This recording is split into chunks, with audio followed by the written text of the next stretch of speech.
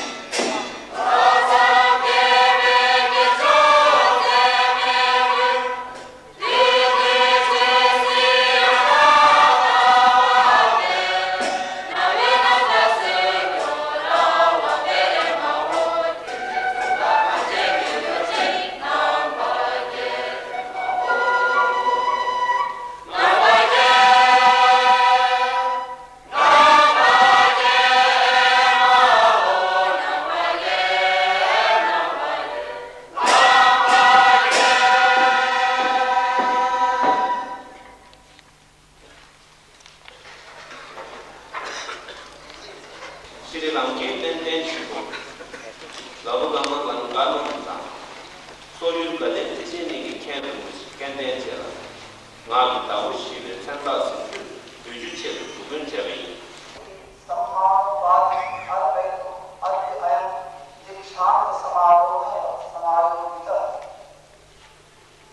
But then Narsima Ravacho, Jalato, Jatu, Andrashi, Nadina, Karin, Uchum, Shize, Kati, Usmaniata, Bombay, Nabu, Colonna, Jepatelica, Tingu, Turing Munir Party, Janyu Chiki, Tawar, Ujima, Togul Chimbu, Ranzan, Lenguna, Digi, Rangi, Fuyu, Madi, to watch Pimina. Teacher Winchi, Jayong Congress, Dishi, to talk with Pimiti, Tungan, never she. David on Jet, but then not similar at all. Usually, Chisik, Nancy, Sonju, Sri Lanka, Trillion, Sintan, Tabaswar. Lebuka, Winchi, Connect. Genshin, Chisi, Winchi, the Bushirina.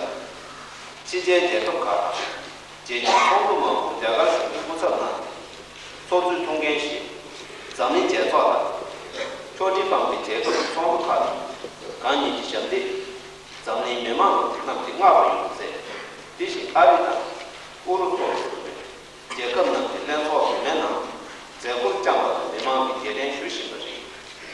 Shiri Lunchi Narina, Jayum Shiri looked to Namsu Sabatana, Benanka. Kani Tor Tungan Shiva, Jagato, Jayum Shiri, Yamshi, Tundar Hanzo, Jayum Tundar Shiri, Tulaka, Inket, Tije Giri Tulaka, Madi Naze Kanasore, Tobu Tumpur Shiri, Lachi, Chaji Jonaze, Trude, the Chinsan Dita, the Lunchi Naringa, Jagajama, Tobata, Jayum Si, Lukanta, Jayum Si, Yamshi Langata, Gendical. 这一届七度多了，多难的，本罗即借用新的地名所中决定参与多了看所谓，操作感谢者，拉近这部让头上不讲，决定都这么签字的谁都拿，两代记录两万这个不少，风水很就是具备深度教育那些意味讲，本代没新的教育。 大年经过他们的土地数据来讲，这个当没到来讲，你们一个再去就让人得不得。总理说了，过年刚刚起来，恰恰上不去。阿里说期间有干嘛不？托了不能松懈，干不能千万注意学不当。第二个的马哈拉是这个对不对？恰比卡蒙古好就是，让给一代上的嘛是，这个是给一代别拿这样，这个不叫经济恰比错不当。 Andre Timbu Shi Yun Tanso Fobu Zebu and the Jose. Talent and Jabuta. Dum no Germany since in the swap, Zani Uchi Chigata, and Shijet and Betaruta, Jagar Tumi the Suri, Jushi, ruling subject on Mabel, the Lam Tanso Jose. Namberi Shun, Pandemic, Sing Ravacho, Tushin, the visit Semi, now Chinese. Jagar Fujo, Tula, Union Council. 这个基本上就是中间第三度呢，对军人民员工的勇气，你就逐渐少了，这样做在。刚你领情在不是些个拉达能在杜拉港，谁跟对起兄娘谁干，都不继续在往塞，让人杜拉姑娘看见，民生去投资的，通间就这么些个的，根据通常做的，当然刚你这边发生上不白面别送给，杜拉不管的照顾差不多。 대답에는 깨리다, 좋다다, 세리제, 제제 전다 제비, 배대 미싱이 라와 쳐, 신두지 나도 다우시베, 천다 차치도 틀리, तुला कंदी सिजिन जेवण जरसु अस्ति दक्षिणाभिते प्रयोगि प्रक्षालि पाददेश आंध्र प्रदेश तत्र च करीमनगरं नाम जस्वतं तदलंजकार स्वजन्मना श्री नरसिंहराव नाम महाभाग सैसरे परिसमाप्ते प्रारंभिक शिक्षां ओस्मानिया मुंबई नागपुर विश्वविद्यालयेषु विज्ञान विधि विषयोः स्नातकत्वम् अवाप्य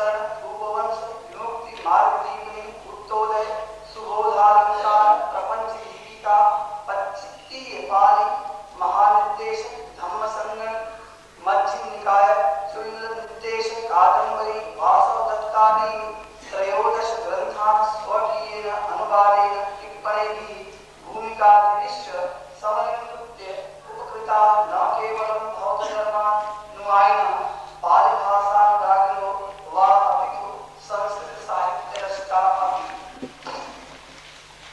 निर्देशन संपादन अनुवादादि कवीनां कल्याणमित्रेण तेन न परित्यक्तं विहारसेवा कार्यम् अवलोक्य अस्य विद्याधरादिकं श्रीलङ्कायां श्रीकल्याणदातृसमितेः बौद्धपरामर्शदातृसमितेश्च सदस्यताकृते प्रार्थितः सन् महास्थविरोऽयं सर्वलोकमङ्गलाय सर्वमापि भारजातं समूढवान्।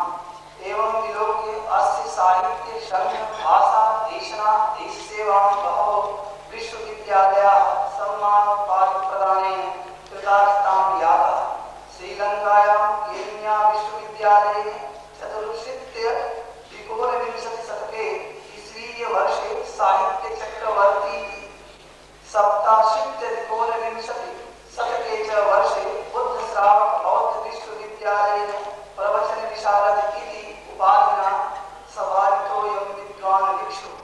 अत एव अहं तत्र भवन्तम् अध्यक्षमहोदयं निवेदयामि यदेतादृक् राष्ट्रभाषा दर्शन विज्ञान समुद्धारपरायणेभ्यः भिक्षु श्रीलघुगमालङ्कानन्द महास्त्रीः महाभागेभ्यो वाक्पतिः इति सम्मानोपाधिम् उपायनीकृत्य शिक्षासंस्थानस्य अस्य गौरवम् अभिवर्धताम्। इदानीम् अहं सम्प्रार्थ्ये सम्मानोपाधिसमर्पणाय।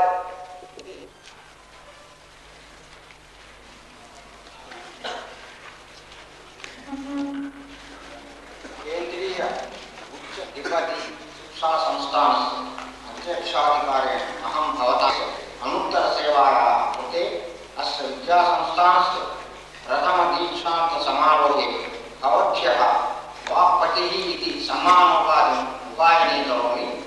प्रार्थये च अस्य महिममण्डितस्य उपाधेः आजीवनं परिहारः।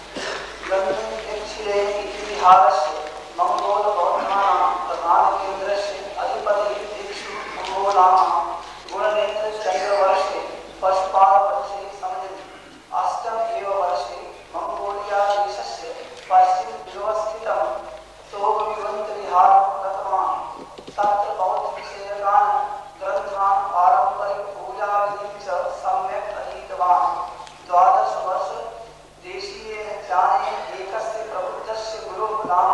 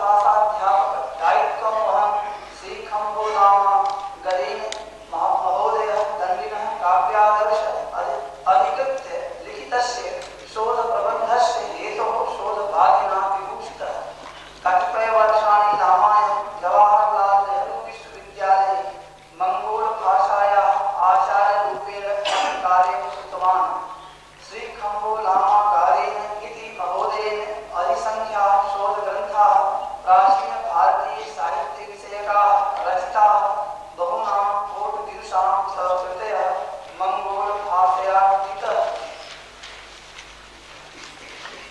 खम्बो लामा गादे महाभागाः अधोलिखितानां घोटभाषया बौद्धध्ययनेन च सम्बद्धानां ग्रन्थानाम् अनुवादं सम्पादनं च कृतवान्। तुलना समता च घोटविद्या विदाचार्य दोर्जे परिचयः प्रत्यक्ष अष्टमार्गाणां जीवनवृत्तं स्तुतिः अलङ्करणं घोटविद्यावित् मंगोल अगवान् दन्दरः मंगोलस्त्युदाहरणम् खम्बोकादीन महोदयोऽयं मंगोलबौद्धकेन्द्रस्य दण्डिन् तेक्क्षिलेन विहारस्य अधिपतिः खम्बोलामा इति चन्द्रवशुद्रः सूर्यवर्षे जातः। अनेनैव च दायित्वेन सह तस्मादेव कालात् खम्बोलामा गादेन महाभागः दण्डिन् तेक्क्षिलेन स्थितस्य बौद्धसंस्थापनस्य निर्देशको अपि वर्तते। महाभागोऽयम् एशियन बौद्ध शान्ति परिषद इत्याख्याय संस्थायाः अध्यक्षो अपि निर्वाचितः। सुप्रसिद्धः खल्वस्य नाम अन्ताराष्ट्रीय शान्ति आन्दोलने महती अवदानम् अस्य वर्तते। शान्ति अहिंसा न्यायकृते धार्मिक जनानां संगठने अतएव अहं तत्र भवन्तम् अध्यक्ष महोदयेन निवेदयामि यदेतादृश राष्ट्र भाषा दर्शन विज्ञान समुद्धार परायणेभ्यो श्री एच गादन खम्बे लामा महाभागेभ्यः वाक्पति इति सम्मानोपाधिम् उपायनीकृत्य शिक्षा संस्थानस्य अस्य गौरवम् अभिवर्धताम्। इदानीम् अहं सम्प्रार्थे सम्मानोपाधिं समर्पयामि।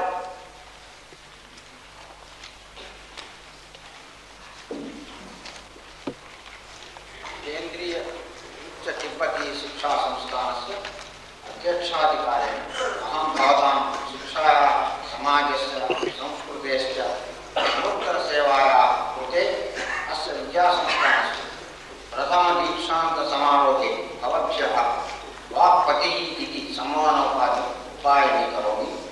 प्रार्थये च अस्य महिममण्डितस्य उपाधेः आजीवनं परिधारणाय।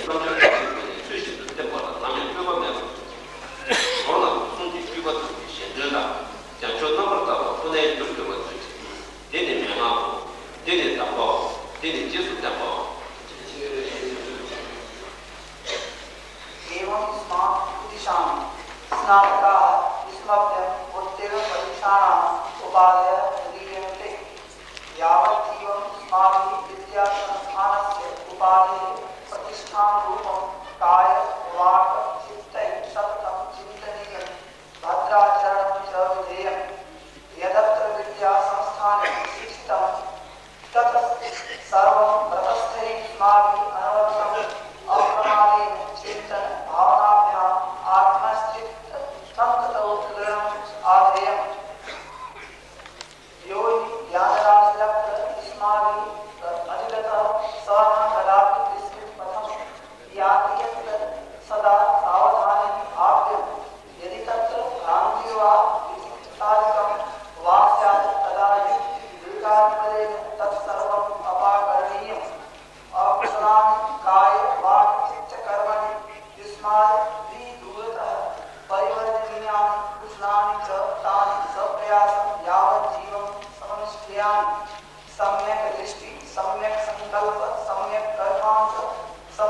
इत्यादिवादी संवलितस्य आर्यमार्गस्य यावदायुः विसेवनेन योऽयं स्माकं दुर्लभो मनुष्य भावप्रतिबन्धः सानूनं सफलयितव्यः शीलसमाधिप्रज्ञासु अधिष्ठाय स्रोतसा प्रवहमानं सांसारिकदुःखसन्तापप्रवाहं सर्वथा निरुद्धम् अनाद्यविद्यास्वभावं सत्त्वदृष्टिं यूयम् उत्खातमूलां कुरुतः स्वार्थमुत्तरां परिहाय मैत्रीकरुणाभ्यां परार्थं बोधिचित्तम् उत्पाद्य दान शील शांति वीर्य ध्यान प्रज्ञा विकास बोधिसत्वचर्यासु निरन्तरं योगः करणीयः करालेऽस्मिन् कलिकाले दुःखादितेभ्यः समस्तसत्त्वेभ्यो निरतिशयः सुखहितैकसाधनं नितरां बुद्धशासनमेव तस्य संरक्षणं संवर्धनं श्रुत चिन्ता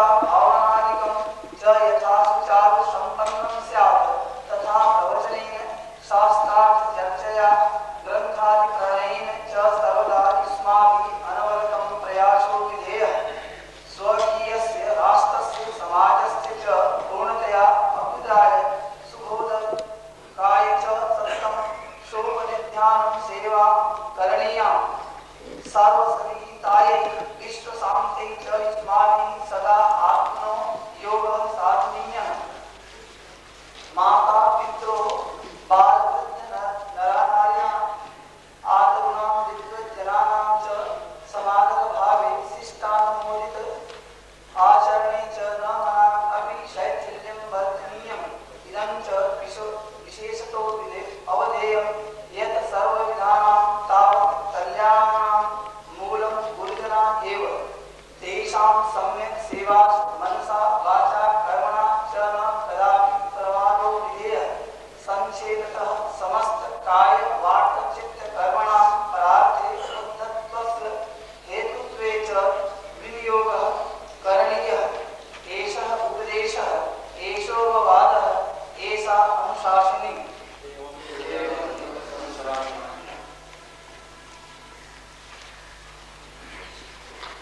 सदाधिका क्रमशः प्रवर्तन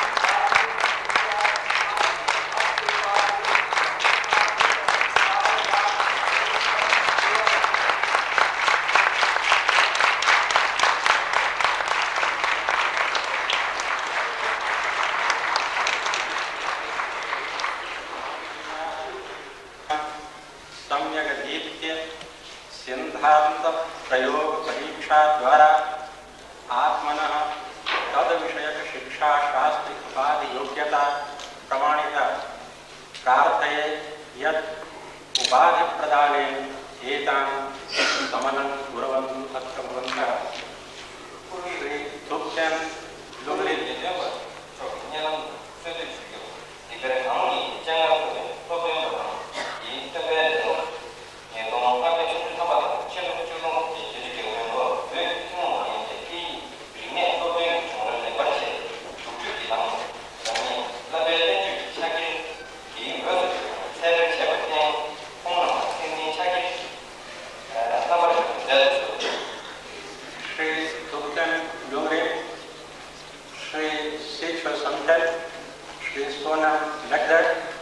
Sri Namgyal, Sri Wangchen Norbu, Sri Sonam Baksho, Sri Sema Jungne, Kanchi Budi, Ngenjumbe Wangze Tone, Lave Tenjube Sujumba Namba, Leze Lachi Jimba the Chapchi, Dina Sundi Jisi Suiba, Lachi Line Zeta Tumbe, Gosundi Julan Bayu Zuji.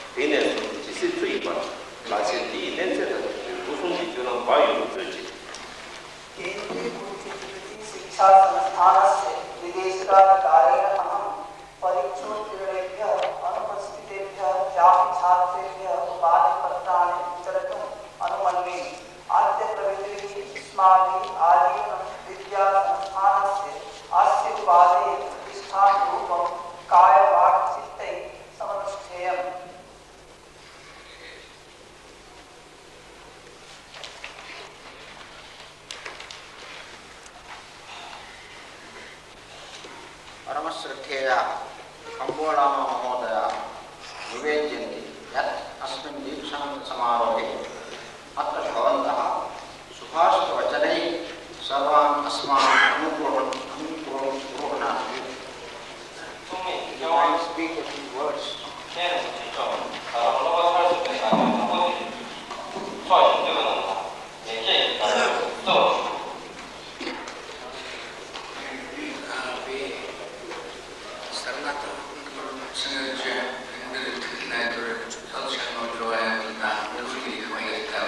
First of all, I would like to express my warm thanks and gratitude for giving me such honor as CG Savaraj.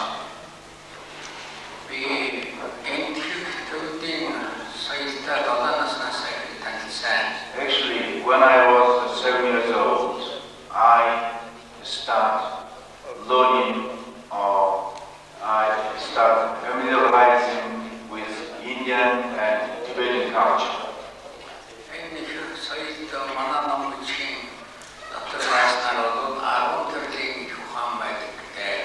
Actually, this is, I would say, a great stock of knowledge which accumulated during many years.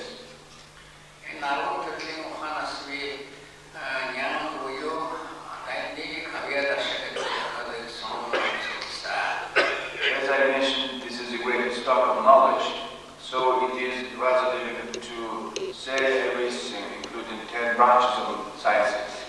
So I specified in learning the poetry of Buddhism, especially, particularly Kavadarsha of Dandi. Энэ хадис судлалтан хуучин судлагчдаас явуулаад орчин үеийн шинжлэх ухааны зорилттой тэм төвшин судлсан явдал юм аа. And actually, this Kavadarsha has been studied in our country previously, but my method was a little bit different. I compared this study with the traditional study with the modern scientific study. Mongolia Mongolia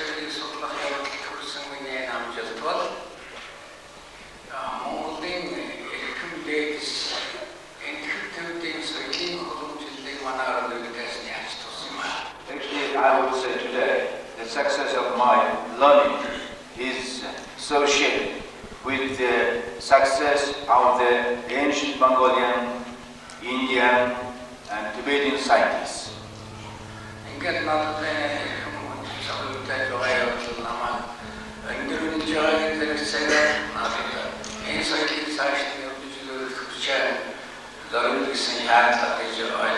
By virtue of this learning, today I receive this great honor. Indeed, I am very happy to receive this. But also I am understanding that I have more responsibility to study further.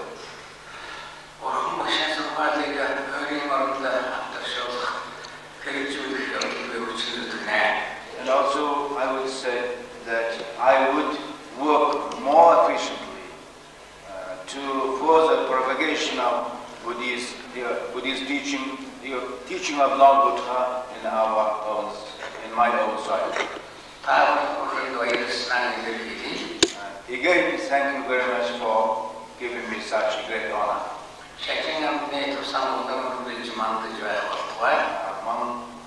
Sarva Mangala.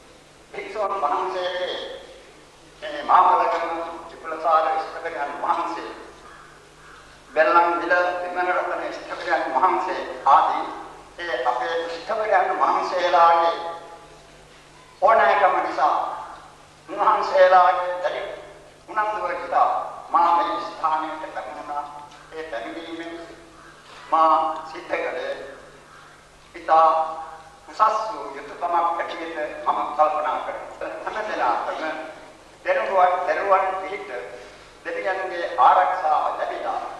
परम शांतिय में अनंतनाथ लबेवा जनमा प्रार्थना करें मगे कथावत अवसर एक कथावत किरी मत विमल अपने स्थितियां मानसे मम आराधना Director in this institution, Sri Lanka is one of the countries that Buddhism predominantly prevailed, and Sri Lankan Buddhist monks preserved the ancient original teachings of the Buddha, which is written down in Pali. The incident I can mention that in 15th century AD, the Pali Tripitaka had written down in Ola leaves. Until then, it handed down by orally. From then, Sri Lankan Buddhists studied Pali, Tripitaka and commentaries, as well as Sanskrit and other Oriental languages. And therefore, we still continue in our country to preserve this valuable religious literature.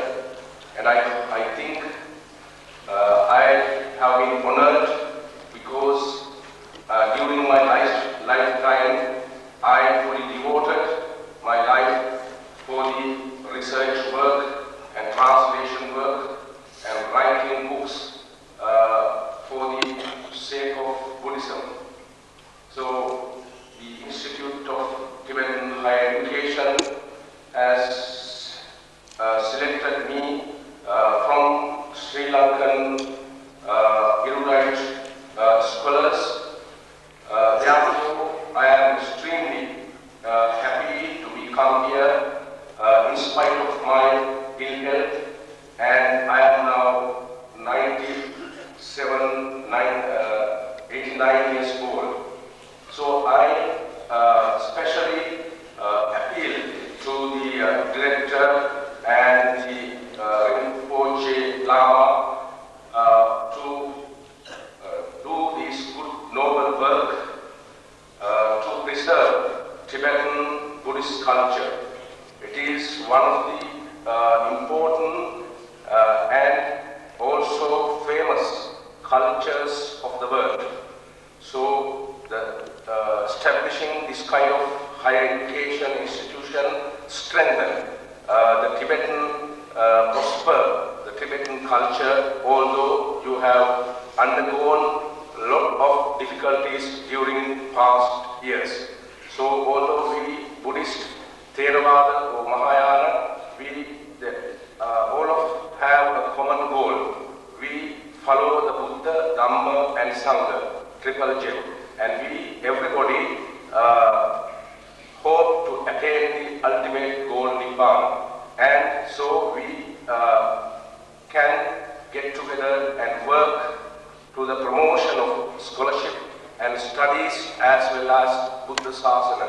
I thank you again on behalf of the Sri Lankan Buddhist monks as well as the scholars in Sri Lanka. Thank you very much. Swakiyam Deepshanta Bhashanam Kurvan Sarvam Asmam Samodayam.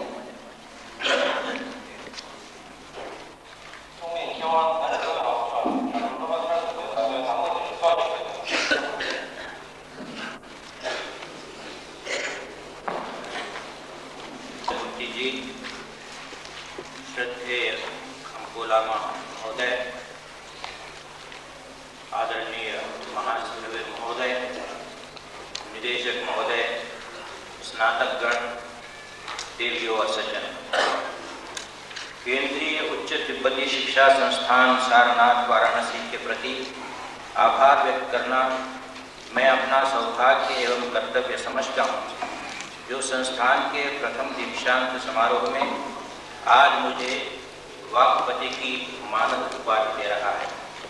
इस अवसर पर मेरे लिए उन महान दार्शनिक और सांस्कृतिक परंपराओं की अनुस्मृति एक गौरव की बात है, जो तिब्बत के सांस्कृतिक परिवेश के निकट रही हैं और जिनके मूलभूत में प्राचीन ज्ञान की प्रज्ञामूलक दृष्टि पर्यवसित है।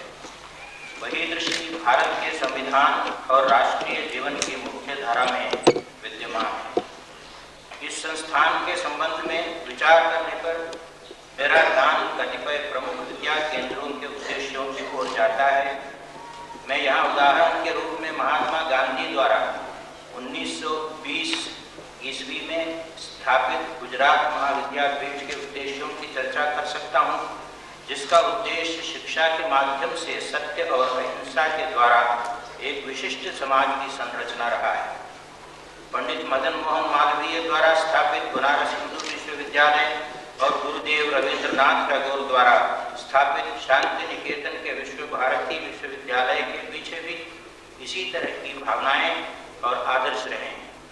जब मैं इन उद्देश्यों और तत्वों पर विचार करता हूँ तो मुझे इसका पूरा आभास हो जाता है कि इस संस्थान को अपने उद्देश्यों की संपूर्ति की दिशा में कितना महनीय प्रयत्न करना पड़ेगा। यद्यपि उसके भावी विकास में सुविधा और सुअवसर की कमी नहीं हो सकती। इस प्रसंग में मैं इतिहास की उस महान परंपरा की ओर आपका ध्यान दिलाना चाहूँगा, जिससे आप विशेष रूप से जुड़े हुए हैं। विश्व इतिहास में किसी समय आक्रांत मूलक शक्तियों और समाज के संगठन की विप्रतिपत्तियों के बीच 7वीं शती ईस्वी पूर्व में आशा की किरण के रूप में संसार को मार्ग दिखाने के लिए शाक्य बुद्ध का जन्म हुआ।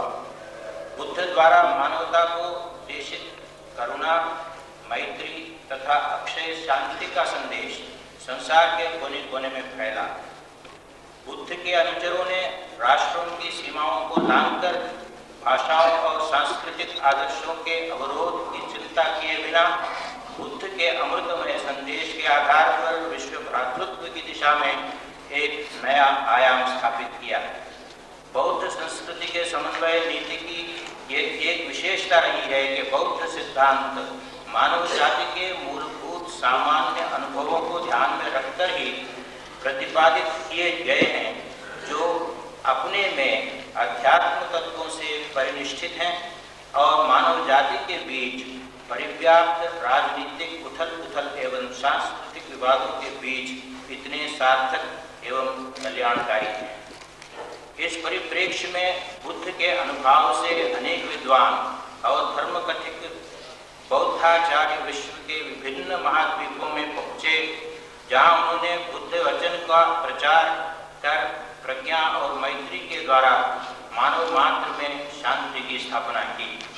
भारतीय पंडितों की उन धर्म भाषाओं के समान सम्मान में बाह्य देशों से विद्वान, कलाकार, तीर्थयात्री समय समय पर भारत आते रहे।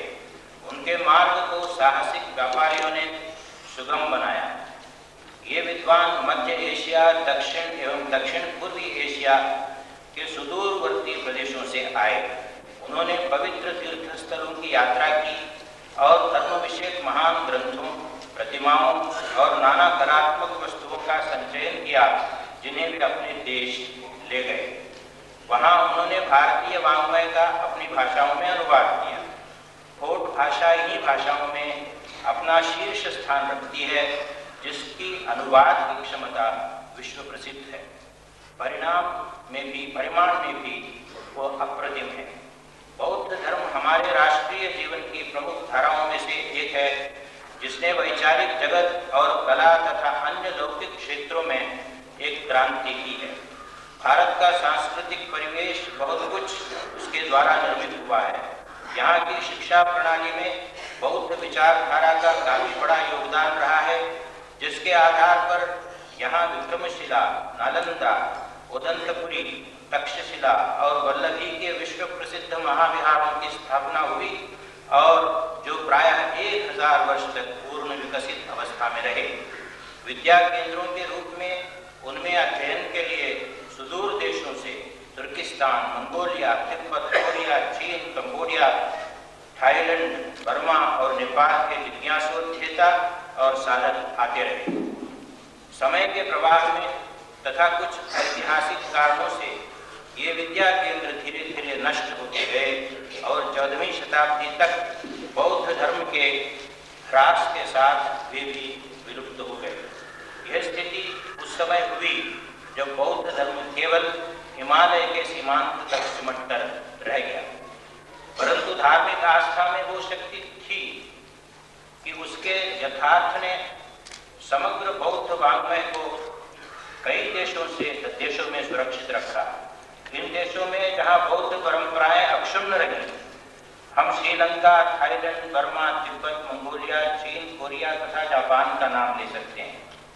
बौद्ध धर्म की 2 मुख्य धाराओं में श्रावकियान परंपरा का प्रचार, जो थेरवाद संप्रदाय में निविष्ट है और जिसका धार्मिक साहित्य पाली भाषा में दक्षिण के देशों में पर्यवसित है, श्रीलंका, थाईलैंड और बर्मा में हुआ। सद्धर्म की दूसरी धारा बोधिसत्वायान और सर्वास्तिवाद की परंपरा में निहित होकर अपने धर्माभिप्राय को संस्कृत, बोट एवं चीनी भाषाओं में सुरक्षित रखकर तिब्बत, मंगोलिया और चीन में विशेष रूप से विकसित हुई। वाङ्मय की एक विशाल राशि का उद्धार पांडुलिपियों के रूप में मध्य एशिया के तुर्किस्तान, तारिक प्रदेश और काराकोरम मार्ग के आसपास गिलगित, उनसा प्रदेशों में मरुकांतारों से किया गया। उक्त साहित्य में अनेक महत्वपूर्ण ग्रंथ, शास्त्रीय, चिकित्सा और ज्योतिष विषय एवं नाटक, काव्य और धर्मगत ग्रंथ प्राप्त हुए हैं। मध्य एशिया और चीन के सांस्कृतिक आदान प्रदान के साथ दक्षिण पूर्व एशिया में यूनान, कंबोडिया, थाईलैंड, लाओस, मलय प्रायद्वीप, डोंगकिन, इंडोनेशिया, बर्मा और श्रीलंका के पारस्परिक संस्कृति समागम की एक दीर्घकालीन परंपरा रही है। वर्तमान शताब्दी में बौद्ध धर्म के पुनरुद्धार का एक आंदोलन अनागरिक धर्मवाद और चंद्रमणि महास्थविर द्वारा चलाया गया। चंद्रमणि महास्थविर से 5 लाख जन के साथ बौद्ध धर्म की दीक्षा लेकर बाबा साहेब डॉक्टर भीमराव अंबेडकर ने बौद्ध धर्म में दीक्षा प्रसार का मार्ग खोला, जिससे पीड़ित मानवों के बीच में एक उत्साहवर्धक जागृति आई। इस उथल-पुथल के युग में विद्वानों का महत्वपूर्ण योगदान रहा है, जिनमें हम कुछ मनीषियों की विद्वत्ता और सद्धर्म के प्रति उनकी निष्ठा का विशेष उल्लेख कर सकते हैं। ये मनीषी महापंडित राहुल सांकृत्यायन, धर्मानंद कौशाम्बी, भिक्खु जगदीश कश्यप, भदंत आनंद कौशल्यायन एक विशेष श्रेणी में आते हैं। एक और श्रेणी में हम शरद चंद्र दास, हरप्रसाद शास्त्री, राजेंद्र लाल मित्र, विदुशेखर भट्टाचार्य, नलिनाक्ष शतक, टी.आर.वी. मूर्ति, जगन्नाथ उपाध्याय, पी. बापट, N. अय्यर स्वामी, H.R. अयंगार तथा प्रोफेसर के सच्चिदानंद मूर्ति जैसे विद्वानों का नाम ले सकते हैं, जिनमें से अनेक विद्वान प्राचीन भारतीय ज्ञान राशि के पुनरुद्धार और इतर ग्रंथों की व्याख्या में दिन रात लिखते हैं। जिन संस्थाओं के द्वारा बौद्ध अध्ययन का कार्य अंतर हो रहा है, उनमें एशियाटिक सोसाइटी, महाबोधि सोसाइटी, नवनालंदा महाविहार तथा दलाई लामा के संस्कृति एवं धर्म परिषद का विचार विशेष महत्व है। वे हमारे साधुवाद के पात्र हैं। यहाँ हम पंडित जवाहरलाल नेहरू के महान योगदान का विशेष उल्लेख करेंगे, जो आधुनिक भारत के निर्माता थे ही, साथ ही उन्होंने बौद्ध अध्ययन के विकास के मर्म को समझा और तदर्थ अनेक दिशाओं में सक्रिय रूप में कार्य करने की प्रेरणा दी। 1956 में उन्होंने भारत में बौद्ध धर्म के 2500 वर्ष पूरा करने के उपलक्ष्य में राष्ट्रीय स्तर पर बुद्ध बुद्ध जयंती समारोह का आयोजन किया, जिसमें अनेक देशों से भारी संख्या में विद्वान और तीर्थयात्री सम्मिलित हुए। उन्हें बौद्ध स्थलों की यात्रा करने की विशेष सुविधा प्रदान की गई और इस ऐतिहासिक अवसर पर परम पावन वर्तमान दलाई लामा और पूज्य पंचन लामा को समारोह में सम्मिलित होने के लिए तिब्बत से निमंत्रण भेजा गया। इसके सातत्य में भारत सरकार की सहायता से पाली त्रिपिटक का देवनागरी लिपि में प्रस्तुतिकरण किया गया। सिक्किम रिसर्च इंस्टीट्यूट ऑफ टिबेटोलॉजी और स्कूल ऑफ बुद्धिस्ट फिलॉसफी, संप्रति central institute of Buddhist studies Leh Ladakh की स्थापना भी इसी युग में पंडित नेहरू की ही देन है। नेहरू के समय में उनके द्वारा पंचशील और निर्गुण राष्ट्रीय नीतियां निर्धारित हुई और उन पर विशेष ध्यान दिया गया, जो बुद्ध के द्वारा संदेशित मार्ग के आधार पर व्यवस्थित की गई है। स्वाधीन भारत ने अशोक के सिंह शीर्ष और धर्मचक्र को शांति एवं अहिंसा को अभिव्यंजित करने वाले राष्ट्रीय प्रतीक के रूप में अंगीकार किया है। राष्ट्रीय जागरण के उत्थान काल में वर्तमान शिक्षा संस्थान की अवधारणा पंडित नेहरू ने के मन में 1961 में आई, जबकि तिब्बती युवाजन की शिक्षा के लिए दलाई लामा की इच्छा का प्रतिफल थी। तदुपरांत पंडित जी ने ही संस्थान के उद्देश्यों को 4 सूत्रों में निबद्ध किया। 1. तिब्बत की संस्कृति और उसकी परंपराओं की रक्षा। 2. तिब्बती वाङ्मय में सुरक्षित प्राचीन भारतीय ज्ञान राशि का पुनरुद्धार। 3. ऐसे सीमांत प्रदेशीय छात्रों को उच्च शिक्षा के अवसर प्रदान करना जो पहले तिब्बत जाकर अध्ययन करते थे परंतु अब उन अवसरों से वंचित हो रहे हैं। 4. अध्ययन की दिशा में प्राचीन एवं परंपरागत शिक्षा को आधुनिक विश्वविद्यालय की शिक्षा प्रणाली के आधार पर संचालित करना और शोध कार्य करना, जिससे इस अध्ययन के अंतर्गत उन्हें विभिन्न उपाधियां दिलवाई जाएं। संस्थान की स्थापना से संबंधित मूल कठिनाइयों के निराकरण के पश्चात भारत सरकार ने 1967 में इसे संपूर्णानंद संस्कृत विश्वविद्यालय के एक अंग के रूप में स्वीकार किया और 1977 के बाद स्वायत्त निकाय के रूप में संस्कृति विभाग के अनुशासन में ले लिया। उस समय से संस्थान ने अपने परिसर निर्माण और विद्या के समग्र क्षेत्र में अभूतपूर्व प्रगति की है। यहाँ मूल बौद्ध ग्रंथों और उनकी टीकाओं के सम्यक पुनरुद्धार की योजना चलाई जाती है। उसके साथ कई खंडों में फोर्ट संस्कृत और संस्कृत फोर्ट कोशों की योजना चल रही है। संस्थान के महत्वपूर्ण प्रकाशनों में दुर्लभ बौद्ध ग्रंथों पर कार्य किया जा रहा है और तंत्र विषय कई ग्रंथ तथा उक्त योजना की एक शोध पत्रिका का नियमित प्रकाशन किया जा रहा है। समय समय पर होने वाले परिसंवादों से संबंधित एवं स्वतंत्र रूप से लिखी गई विद्वत्तापूर्ण पुस्तकों का प्रकाशन इस संस्थान की रचनात्मक प्रक्रिया के अंग है। कुछ ही वर्षों के भीतर संस्थान की गतिविधियों ने विदेश के अनेक विद्वानों को इसके शांतरक्षित ग्रंथालय में कार्य करने की प्रेरणा दी है। संस्थान की एक मुख्य विशेषता उसकी परंपरागत फोर्ट प्रणाली की पढ़ाई है, जिसका संयोग एक आधुनिक विश्वविद्यालय की पाठ्य प्रणाली के अंतर्गत सुनिहित प्रकार से किया गया है। उक्त प्रणाली विशेष रूप से शोधमुखी होने के कारण अपनी नवीनता में अवश्य उपयोगी सिद्ध होगी। यह इससे स्पष्ट है कि यहाँ परंपरा पर आधारित विषयों का उनके ठोस एवं मौलिक आधार पर शोध की नवीन विधियों द्वारा शिक्षण का क्रम प्रचलित किया जाता है। तिब्बती भाषा में बौद्ध साहित्य का एक विशाल वाङ्मय मिलता है, जो युगों से हजारों भाषांतरित तथा महत्वपूर्ण मौलिक रचनाओं से न केवल उस ज्ञान राशि की अभिवृद्धि में लगा हुआ है, बल्कि आज के संदर्भ में भी उतना ही सर्जनशील और अभिबोधक सिद्ध होता जा रहा है जितना कि पूर्व युगों में वो था, और जब आज के परिवेश में उससे मानव जाति के विनाश और विकृतियों से उभरने का सहज मार्ग मिल सकता है। वो मार्ग धर्म परम श्रेयस का मार्ग है, जिसने तिब्बत की प्राचीन धरती को भारत के साथ भावात्मक रूप से जोड़ रखा है। संस्थान की समग्र प्रगति को देखते हुए उस प्रगति के लिए इस संस्थान के प्रथम अध्यक्ष पद को सुशोभित करने वाली डॉक्टर श्रीमती कपिला वात्स्यायन के श्लाघनीय प्रयत्नों का अनुस्मरण करना मैं अपना कर्तव्य समझता हूँ। उन्होंने संस्थान को न केवल एक सम्यक धरातल पर ला खड़ा किया, बल्कि उसे उसकी सही दिशा भी दी है। मुझे इस संगठन की प्रगति के निकट से देखने का गौरव एवं सुअवसर उस समय मिला जब मैंने भारत सरकार के मानव संसाधन विकास मंत्री के रूप में उसके कार्यों में अपना योगदान दिया।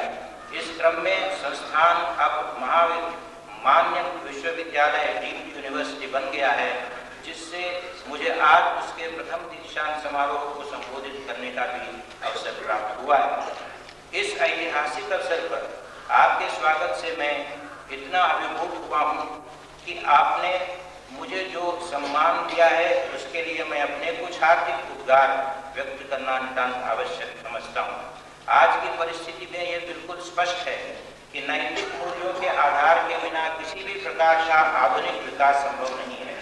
हमारी उन्नति पूर्वजों की उस देन पर अवलंबित है जो हमें विरासत में मिली है और जिसके सम्यक अवबोध और प्रयोग के बिना मानव दुख की समस्या का कोई हल नहीं ढूंढा जा सकता।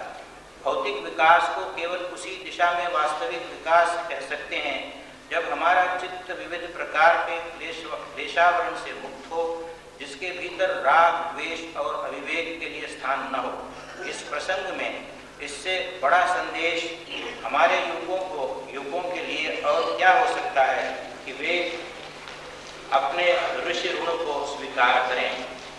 इस प्रकार हम अपनी सांस्कृतिक विरासत की रक्षा और उसके प्रसार को राष्ट्र के लिए उतना ही कल्याणकारी समझते हैं जितना अपने अंतर्राष्ट्रीय संबंध बनाना और पंचशील के सिद्धांतों के आधार पर निर्गुण नीति का अनुसरण करना। जिस बात से हमें विशेष कष्ट और चिंता का अनुभव होता है वो समाज में फैले भयंकर नैतिक पतन की समस्या है, जिससे हमारे नवयुवक अलग नहीं है। नवयुवक समाज के हृदय और चेतना है। छात्रों में नैतिकता का ह्रास स्वयं में एक महत्वपूर्ण विचार का विषय है।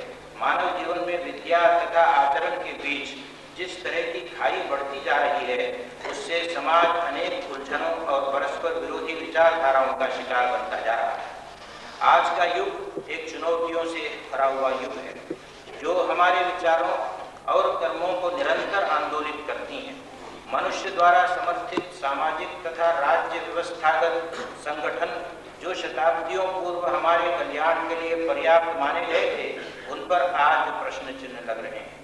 उन संगठनों के पीछे हमारे जो भी सिद्धांत और आदर्श रहे हैं, उन्हें प्रायः संशय की दृष्टि से आज देखा जा रहा है। ऐसा इसलिए है क्योंकि उनकी अक्षमता हमारे समक्ष आ चुकी है। इस महत्वपूर्ण वैचारिक क्रांति के समय हमें बुद्ध के अमृत उपदेशों से ही प्रेरणा लेनी चाहिए, जो हमारे रूढ़िग्रस्त विचारों में बदलाव ला सकते हैं। आवश्यकता केवल इस बात की है कि हम उन्हें उनके शास्त्रीय जाल से उन्मुक्त कर स्वतंत्र चेतना द्वारा मानव जीवन के पारस्परिक व्यवहारों में उतार सकें। उन उपदेशों का वास्तविक मंतव्य भी यही है। विनाश के कगार पर आकर मानव आत्मनियंत्रण में सफल होकर शांति और सह अस्तित्व के मार्ग को अपनाना चाहता है, चाहे अभी उसका प्रयास स्वल्प ही क्यों न हो। मानव के भविष्य का ये एक शुभ संकेत है, परंतु ये हम अच्छी तरह जानते हैं कि संघर्ष और प्रतिघात युगों से मनुष्यों होने की ओर प्रवृत्त होने की भावना को ही साश्चर्य देखता है। उसे व्यवहार्य तथा सर्वथा अव्यवहार्य तथा सर्वथा नया दृष्टिकोण समझता है। इसे हम विपर्यास ही कहेंगे कि मानव समाज की सबसे पुरानी और सुकर जीवन पद्धति, जो सृष्टि के आदिकाल से शांति में निहित मानी गई थी, आज अपरिचित जान पड़ने लगी है, जबकि मनुष्य का दंभ उसे महान प्रगति संपन्न मान बैठा है। हमें तो ऐसा लगता है कि इस तथाकथित प्रगति में ही कोई त्रुटि है। बुद्ध के उपदेशों में वो तत्व विद्यमान है जो हमें संतरास का परिज्ञान कराता है और सच्ची आत्मानुशक्ति के द्वारा हमें अपनी भूलों को सुधारने की ओर प्रवृत्त करता है। समस्त मानव सत प्रयासों का उत्स करुणा में है। करुणा के अभाव में मानव समाज का बिखर जाना ही सच्चाई है। अतएव किसी सभ्यता के अंतर्गत समय समय पर होने वाले समाज गठन में जितनी अधिक मात्रा में करुणा का समावेश होगा, उसी मात्रा के अनुपात में उस सभ्यता को संपूर्ण माना जाना चाहिए। करुणा की संप्राप्ति के लिए वासना पर विजय पाना या वासना का संयम एक अपरिहार्यता है। इस तरह का संयम एक जटिल समाज के भीतर रहकर अत्यधिक दुस्साध्य है, जहाँ सब समय वासना कर्म की प्रेरक होती है। इससे स्पष्ट है कि मानव चित्तवृत्तियों को संयमित करने की आवश्यकता है। वो संयम शैशवावस्था से ही प्रारंभ कर देना चाहिए, जिससे करुणा हमारे जीवन का अंग बन सके, वो हमारे व्यक्तित्व में आत्मसात हो जाए और हमारे मन तथा विचारों में घर कर ले। भारत, तिब्बत और अन्य प्राच्य पुरातन सभ्यताओं में इस अनुशासन के प्रति गहरी निष्ठा रही है, जिसका हमें हिंसोन्मुख पाश्चात्य सभ्यताओं में प्रायः अभाव दिखाई देता है। यही कारण है कि पश्चिम ने संसार पर भौतिक उन्नति के रूप में शासन किया है, जिसका आधार युद्ध, लूट खसोट और सीमा अतिक्रमण के अतिरिक्त और कुछ न था। इसमें संदेह नहीं कि उन्हीं विनाशकारी उपायों से उसकी भौतिक प्रगति इस तरह उद्दाम तथा अनियंत्रित हो गई है कि उसे विनाश के अतिरिक्त और कुछ नहीं दिखाई दे रहा है। उसके समर्थक तथा उसकी इच्छाओं अच्छाइयों का दम भरने वाले ये समझने में असमर्थ हो रहे हैं कि वर्तमान राजनीतिक सामरस्य या शांति के दीर्घावधि तक स्थापित रखने के लिए क्या कार्य किए जाए। शांति किसी एक समय की वस्तु नहीं है, वो एक स्थायी स्थिति है जिसकी स्थापना उचित पूर्व मनस्थितियों और दशाओं पर आधारित है। उन मनस्थितियों और दशाओं का सम्यक निरूपण प्राच्य दर्शनों में और विशेष रूप से बौद्ध दर्शन में किया गया है। इसका उद्देश्य है मानव को ऐसा बनाना जैसा उसे होना चाहिए, केवल ये सिखाना नहीं जो किसी संदर्भ में उसे करना चाहिए। हमें आपसे बड़ी आशाएं हैं, क्योंकि आप पारंपरिक अनुशासन से बंधे लोग हैं और इस संगठन में नैतिक सिद्धांतों के प्रयोग मार्ग के सभी अवसर आपको प्राप्त हैं। वर्तमान परिस्थिति में सभ्यता के विकास के लिए जो सबसे बड़ी आवश्यकता मेरे ध्यान में है, वो मानव समुदाय के बीच भ्रातृत्व की भावना का विकास है। एक ऐसी विडंबना है कि बुद्ध द्वारा संदेशित मार्ग जो केवल मानव को ही नहीं अपितु पृथ्वी के समस्त प्राणधारियों को परित्राण दिलाने वाला है और इस तरह मानव इतिहास में क्रांतिकारी सिद्ध हुआ है, अपने गरिमामय आशीष से जगत को संतृप्त नहीं कर पा रहा है। मानव जाति को अपने जीवन में व्यष्टि और समष्टि के बीच समन्वयात्मक सुधार ले आना अभीष्ट है, जिससे संसार के सभी राष्ट्रों में समक्ष वास्तविक प्रगति के मार्ग खुल सकें। परंतु ये केवल उसी दशा में संभव है जब हम अपने विचारों की संकीर्णताओं से छुटकारा पाकर प्राणी मात्र के संरक्षण की ओर पूरा ध्यान दें और उसके परिउत्थान सब्लिमेशन में लगें। बुद्ध के दर्शन में मानव मात्र के प्रति अगाध विश्वास और स्नेह है। वहाँ जाति, अर्थ, वर्ग आदि का भेद समाप्त हो जाता है, क्योंकि ये सारी बातें तो मनुष्य ने अपनी सुख सुविधा के अनुसार ही बनाई हैं। उनमें दोष आने पर सारे समाज पर उनकी सकलुष छाया पड़ती है। यही वह विचार की उच्च भूमि है जहां मैं इस संस्था के अन्वेषकों अंतेवासियों को पहुंचने का आमंत्रण देना चाहता हूं और उनके सब सत प्रयत्नों को जयी देखने की कामना करता हूं। इस संस्थान के छात्र अपने सत प्रयासों से भारत की सांस्कृतिक विरासत की रक्षा में काफी योगदान कर सकते हैं, जिससे राष्ट्रपिता महात्मा गांधी के स्वप्न को हम एक समग्र आधुनिक भारत के निर्माण में प्रतिफलित देख सकें।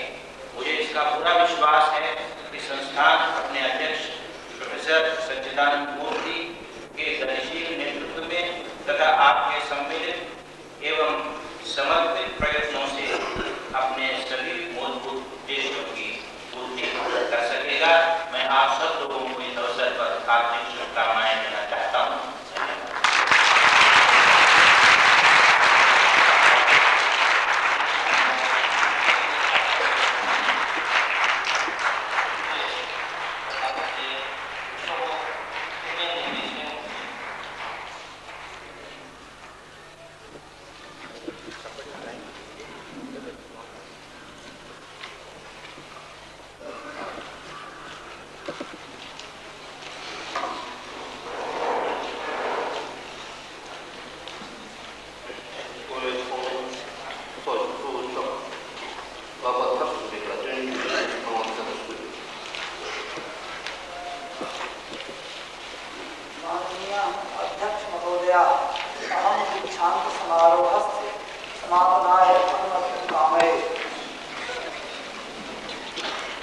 अहम अनुमन्ये दीक्षांत समारोहस्य समापनं घोषये।